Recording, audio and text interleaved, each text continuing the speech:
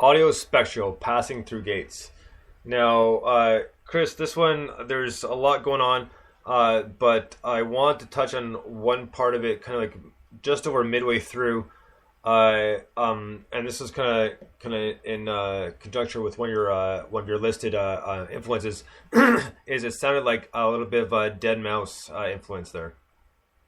Yeah, I love it. I love that guy.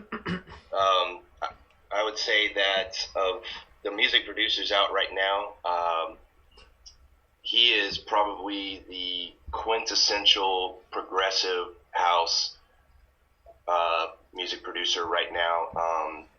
Very simple, but yet super effective. Synthesizer lines, clean, just something that I want to hear in a club when I go, or just blaring out of the speakers live, at a festival or something. I just really like him, and he has had a lot of influence on my music.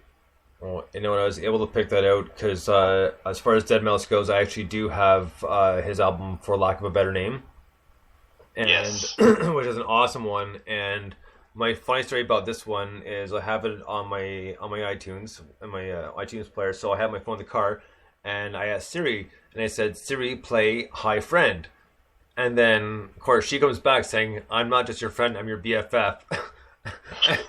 I started laughing. It's like, why is no one around to hear this? So, so there's my Dead Mouse stories. But yeah, it is a fantastic album. Like I said, I noted that influence in that song alone. Now, just with every song you do, actually, this is more of Catherine. This is your question. So why don't you ask about the production?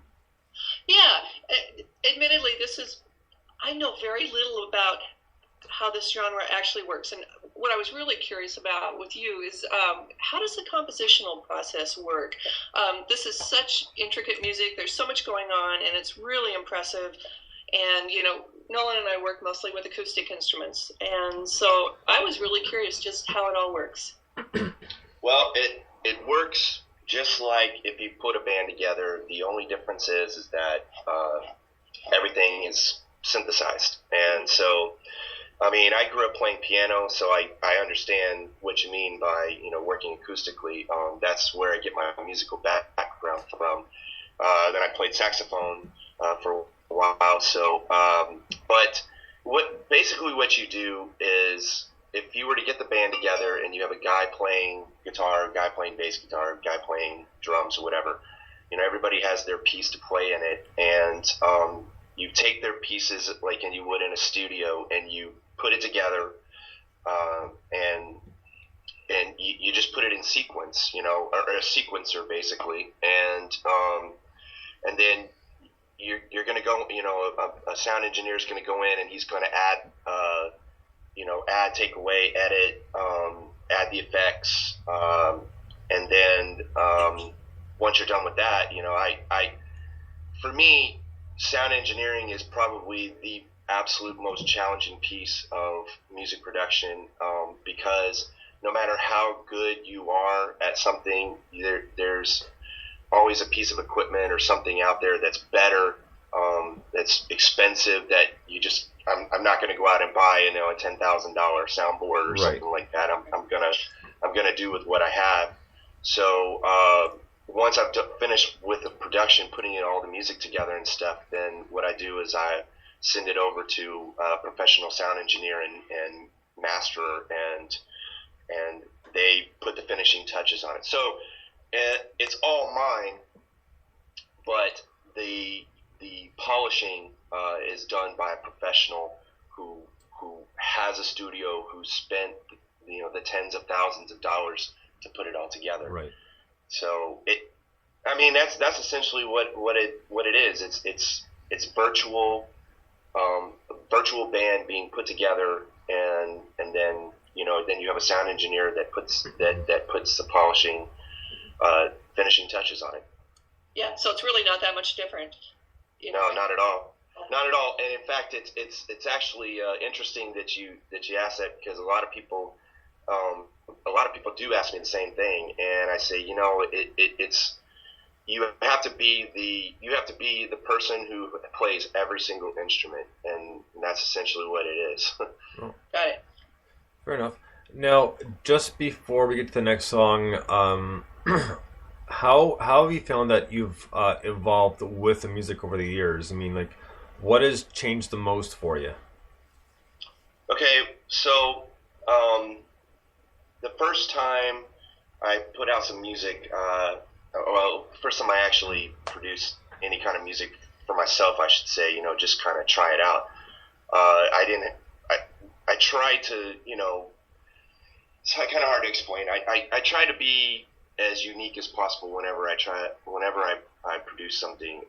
So maybe the genre is similar, like you talked about Deadmau5 here and progressive house. It's similar, but I try to do my own thing, and I found that I was all over the place. And so I tried certain particular genres when I came to Germany the first time when I was in the Army. Trance it still is huge in this country. Oh, absolutely. And, yeah, I mean, Tiesto, Armin van Buuren, I mean, the list goes on music producers out there. And so I tried my bit at making trance music, and I liked it. I did a bit of drum and bass because that's huge in Scandinavia and the UK, but it's a little too fast for me. Right. So I couldn't really get into it, especially in my car. I felt like I was, had lead foot when I was driving down the freeway. So then progressive house started becoming popular, and then electro house, and I really love that sound. I mean, it's so genuinely happy, when right. you listen to it. It's just, I mean, I know it's a lot of electro house and that kind of stuff, it's a lot of 20 something year olds that are really into it and stuff, going to the rave fests and all that kind of stuff. Right. But I mean, even at the tender age of 41, I still find myself that really stomping my foot to that style of music, and I think it's just because it's so uplifting. Right on. So and that's pretty much what I've stuck with for the last few years. Right on. So we're gonna get to our next song on the compilation by a gentleman named Shining Dust, and the song is called Ligeriza. I know it sounds pretty bad, but that's the way it kind of comes out, so I hope it's right. So dig this.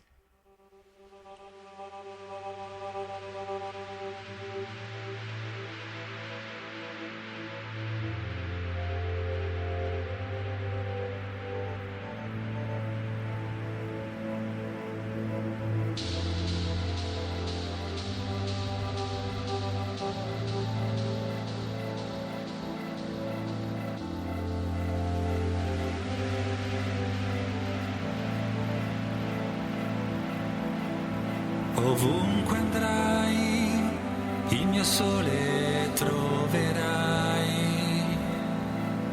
risplendere, siamo solo polvere, non so più cosa sei, non so più cosa vuoi.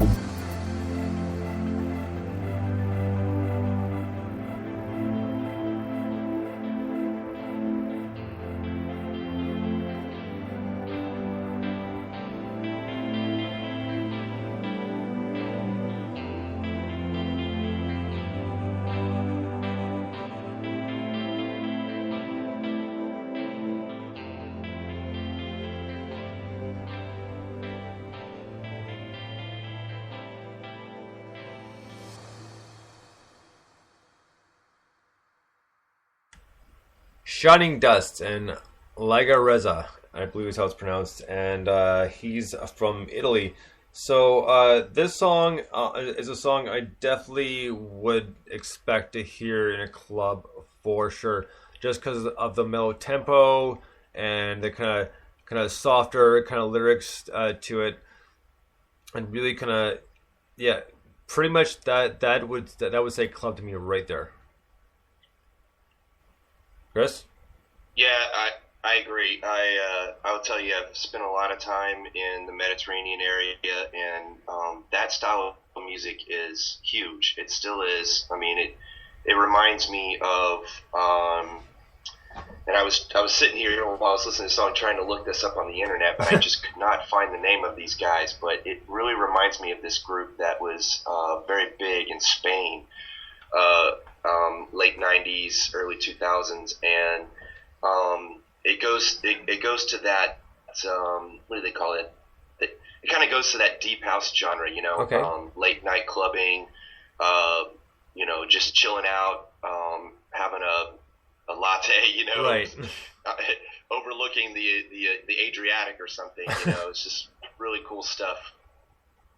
Catherine Nolan? Yeah, I really enjoyed it. I thought he had a very nice voice. It was well mixed. He had some interesting motifs going on in there. Very nice. It was very nice. I loved just all the atmospheric stuff that was going on behind the vocals, and yeah, his vocals are really nice. And it's interesting to me how much we talked about electronica before. Just all the different styles are really encompassed under one umbrella with this, and because this had a totally different feel than what your music did, Chris, but it's still sort of in the same genre. Yeah, really lovely tune. Right on. Now, Chris, with your music, do you find, since you travel quite a bit, that you pick up influences from the different countries and parts of the world you've been to? Yeah, I've tried my bit at Latin house and you know, deep house and stuff like that. I produced a track that you can actually find it on YouTube. Believe it or not, I posted it on there quite a while ago, but I really love the sounds of you know, the guitar and you know, infused in electronic music. I totally believe that you know, acoustic guitar and electric guitar and bass guitar really enhances electronic music